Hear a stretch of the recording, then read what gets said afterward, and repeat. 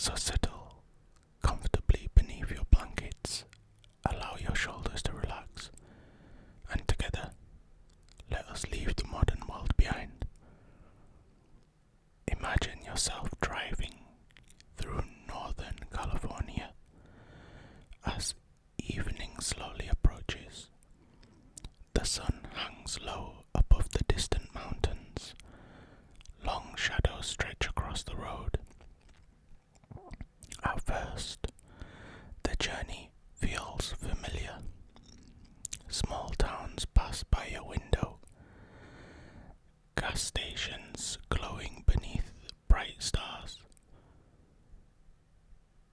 Restaurants and roadside stores sit quietly beside the highway.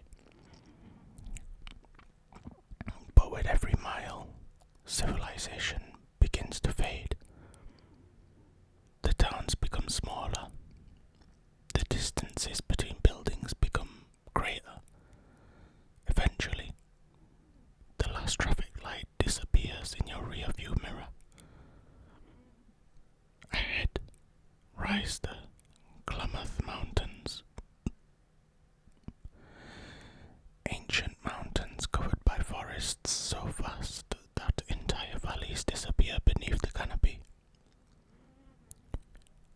The road narrows. Pavement becomes gravel. Gravel becomes dirt. Dust rises behind your vehicle as you continue deeper into the wilderness. The radio fades into static. Your phone signal disappears. For the first time all day, there is silence. Towering Douglas fir trees line both sides of the road. Some stand more than 200 feet tall. Their trunks are thick with moss. Their branches sway gently in the evening breeze. The scent of pine fills the air. Somewhere nearby, water moves over smooth stones in a hidden creek. A raven calls in the distance. Then silence returns once again. Along the roadside sit forgotten reminders of the logging industry that once dominated these mountains. A rusted bulldozer partially covered in vegetation. An abandoned fuel tank. Pieces of machinery slowly disappearing beneath moss and ferns. Nature is reclaiming everything.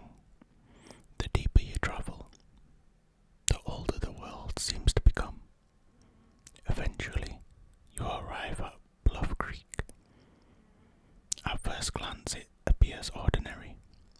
A narrow creek winding through a quiet valley. Water flowing steadily between stones. Dense forest stretching endlessly in every direction.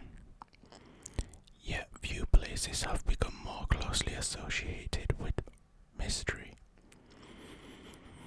As darkness begins gathering beneath the trees, the thin layer of fog drifts across the creek. The forest grows quiet. And standing here, surrounded by miles of wilderness, it becomes easy to understand why stories survive. Long before the word Bigfoot existed, indigenous peoples throughout the Pacific Northwest told stories about mysterious beings living deep within the forests. Among the Saints Allais people of British Columbia, one name appears repeatedly: Sasquatch, the name that would eventually become Sasquatch.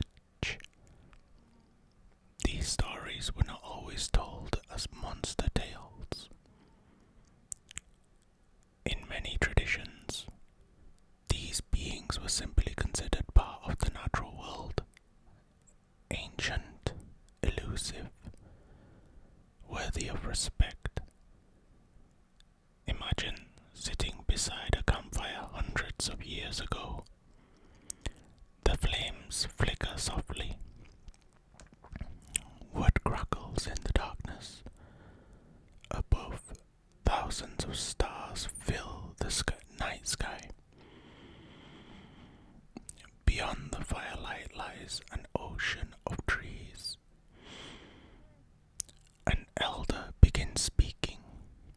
Stories of hunters who discovered enormous footprints after rainstorms. Stories of distant figures moving silently among the trees. Stories of valleys where strange cries echoed through the night. No one laughs, no one interrupts. Because in a wilderness this vast, mysteries seem entirely possible. Perhaps they always will. As the years passed, those stories remained. Then, in the summer of 1958, something happened above Bluff Creek, which would bring the mystery to national attention. Workers at a logging operation arrived one morning expecting an ordinary day. Instead, they discovered a series of footprints pressed deeply into the mud. The tracks appeared remarkably human. 5 toes, a defined heel, a visible arch. Yet, each footprint measured roughly 16 inches in length, far larger than those of an average person. One of the workers, a bulldozer operator named Jerry Crew, examined the tracks closely. Other workers gathered around. Some joked, others became uneasy. The footprints continued into the forest before disappearing. Soon, plaster casts were made, measurements were taken. Questions spread throughout the logging camp. A local newspaper learned about the discovery. Not long afterward, a photographer captured what would become one of the most famous images in Bigfoot history. Jerry Crew stood holding one of the casts. The footprint appeared enormous in his hands. Behind him stood logging equipment and the forests of northern California. The photograph spread across the country, and with it came a name: Bigfoot. Almost overnight, a local mystery became a national fascination. But the most famous event in Bigfoot history was still to come. 9 years later, October 20th, 1967. Bluff Creek, once again. 2 men, Roger Patterson and Patterson-Gimlin, are both travelling through the area on horseback. Patterson has spent years researching Bigfoot reports. He believes something unusual may exist within these forests. He carries a 16mm camera. The day is calm. The creek flows quietly nearby. The horses move steadily along the trail. Then something catches their attention. Ahead, near a sandy creek bank, stands a large figure. According to both men, the figure appears covered in dark hair. It is walking upright. For a moment, Patterson is stunned. Then instinct takes over. He jumps from his horse, grabs his camera and begins filming. The footage lasts less than a minute. Yet decades later, people still debate what appears within those frames. The figure moves steadily across the creek bed. Its arms swing naturally. Its stride appears relaxed, confident, neither hurried nor frightened. Then comes the moment that has fascinated generations. The figure turns. Briefly, its head angles towards the camera. For a second, it appears to look directly back. Then it continues walking toward the trees. The film ends. The mystery begins. Supporters argue that the proportions appear unusual. The arms seem long, the shoulders broad, the movement fluid. Some researchers have claimed visible muscle movement can be seen beneath the figure's hair. Others disagree entirely. Skeptics argue the footage shows nothing more than a person wearing a costume. Over the years, filmmakers, scientists, costume designers, and research have examined the footage frame by frame. Yet no universal agreement has ever emerged. The film remains suspended between explanation and mystery. And perhaps that uncertainty is exactly what keeps it alive. Imagine now that we step inside a small ranger station hidden among the trees. A single lamp illuminates an old wooden table. Spread across its surface are decades of investigation. A footprint cast, a faded photograph, a witness sketch, a marked map, a field journal, a cassette tape. One by one we examine them. The footprint cast feels heavy and cold. Tiny cracks run across its surface. Each toe impression remains visible. The faded photograph shows a distant figure standing near a tree line. Too blurry to identify, too intriguing to dismiss. The witness sketch depicts a tall figure seen crossing a remote logging road at dusk. The field journal contains handwritten notes from researchers, dates, locations, weather conditions, descriptions of unusual sounds heard deep within the forest. Every item represents another attempt to solve the mystery. Yet, every item seems to create new questions. Among the objects on the table sits an aging cassette recorder. Its plastic casing has yellowed with age. The label simply reads, Sierra Nevada Mountains. The play button is pressed. For a moment there is only static. Then strange sounds emerge. Deep vocalizations. Whistles. Calls echoing through the darkness. These recordings became known as the Sierra Sounds.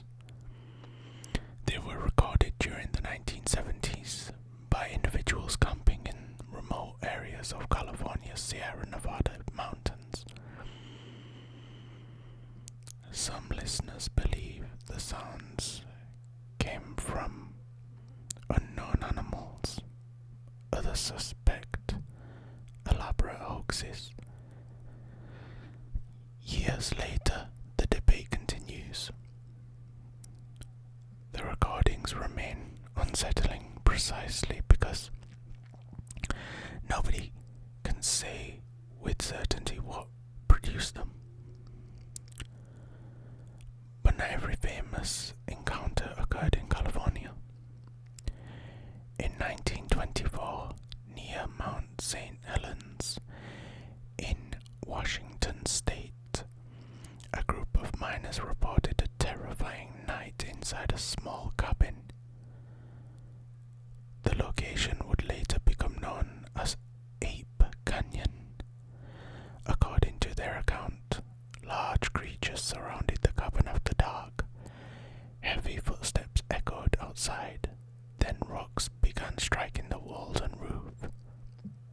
eyewitness remained inside until sunrise.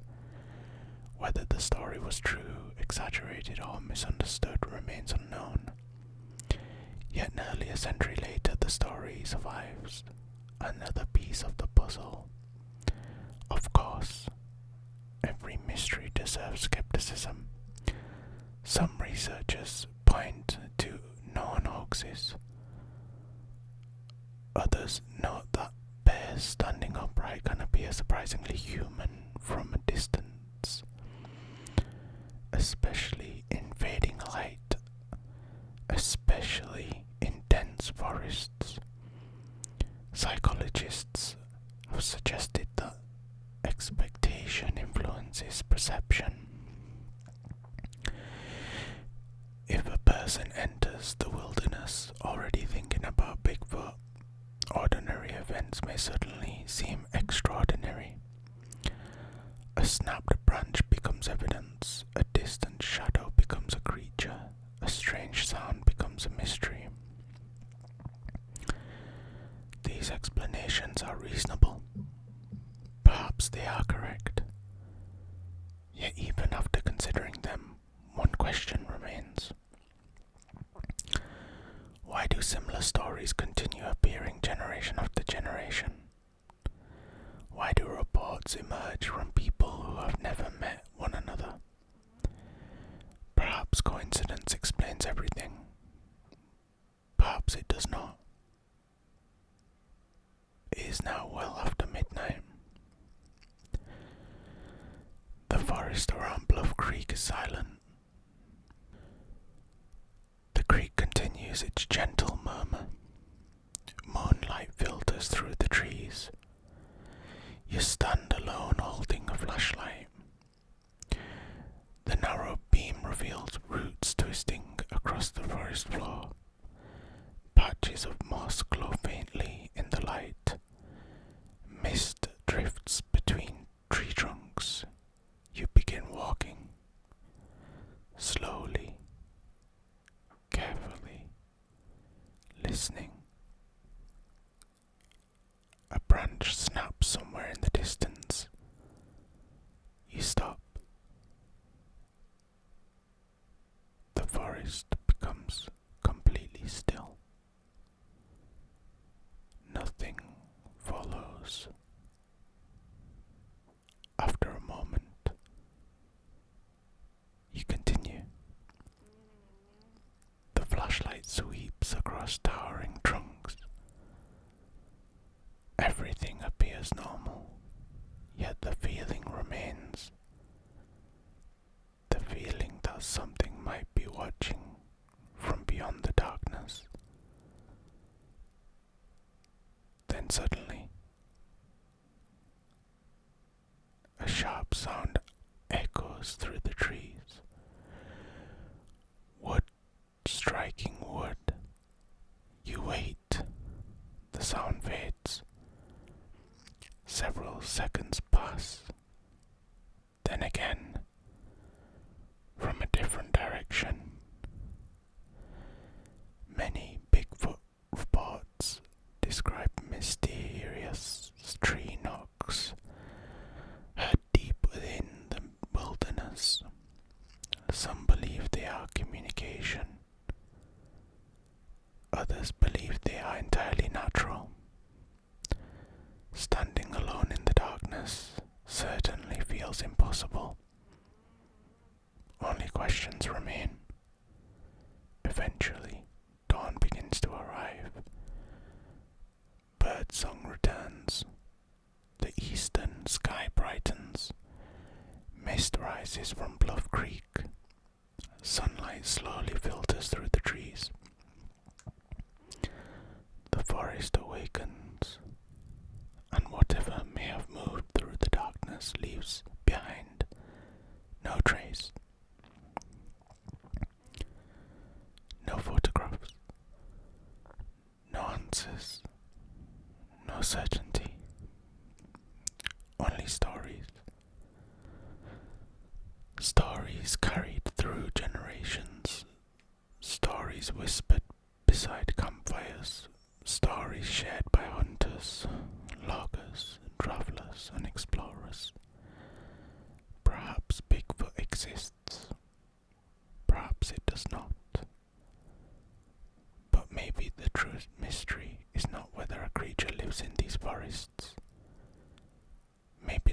mystery is why certain questions continue capturing our imagination. Why some places still feel unknown. Why some stories refuse to disappear.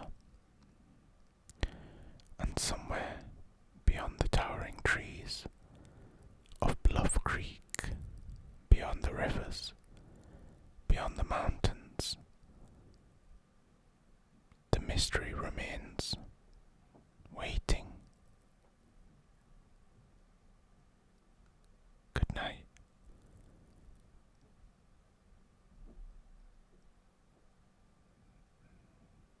Thank you so much for listening. I really do appreciate it. I hope you enjoyed this video. It was very interesting researching the Bigfoot. It's always fun doing these Mystery Monday videos because I get to look at different mysteries. The previous ones included Bermuda Triangle and the Loch Ness Monster. I think this one might have been my favourite out of the two, just because it could be, I think that this one is more real than the others, but it's subjective, I guess. If you did enjoy this video, please feel free to leave a like, or comment whether you think that the Bigfoot really exists. You can leave a comment as to what mystery you'd like to hear next if you'd like to. And feel free to subscribe also, to keep up with the future videos. Thank you so much for watching.